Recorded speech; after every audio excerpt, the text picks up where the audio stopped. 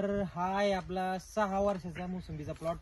या वर्षी हा 2 एकर आहे, म्हणजे जवळपास 440 झाडे, 40 झाडं जवळपास तोडे याच्यामध्ये, आणि 400 झाडावर जवळपास 15 टन 7 क्विंटल माल या वर्षी निघलेला आहे. आणि हा थोडा लवकर दिला होता आपण 21,000 रुपये टनानं. तर 2 एकर मध्ये जवळपास 3 लाख रुपये ह्या बगीच्याचे बनलेले आहे.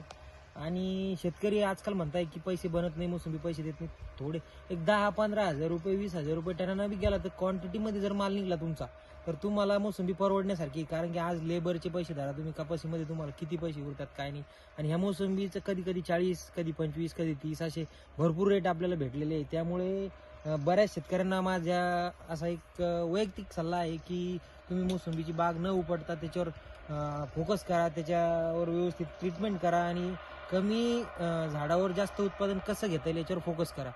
जर उत्पादन जास्त आलं आणि भाव कमी पण भेटला तरी तुमचं एका एकरमध्ये जे दुसऱ्या पिकामधून येणारं उत्पादन आहे त्याच्यापेक्षा मला तरी परवडणारं वाटतं. म्हणून मी ज्यादा प्रमाणात शेतामध्ये मोसंबीच लागवड केली आहे. आता ह्या मोसंबीचं मी डेव्हलपमेंट जवळपास याची कटिंग, छाटणी वगैरे याच्यावर खर्च करून आता त्याला बोर्ड पेस्ट वगैरे केलेले आहे. रेस्ट पिरियडमध्ये 052-34 वगैरे याच्या फवारण्या मारून, कीटकनाशकाच्या, बुरशीनाशकाच्या फवारण्या घेऊन आता याच्याला आंब्या बहाराचं व्यवस्थापन अगदी योग्य पद्धतीने मी केलेलं आहे.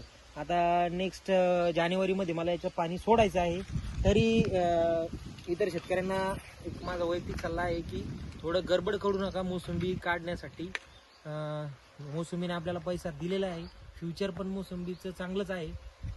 कारण मोसंबीमध्ये जास्त काम नाही आहे. तणनाशकाचा वगैरे वापर करून आपण त्याच्यावर व्यवस्थित व्यवस्थापन, तण व्यवस्थापन असो किंवा इतर कोणत्याही गोष्टी असो, इतरावर अवलंबून न राहता हे मुबलक प्रमाणात पैसे देणारं पीक आहे.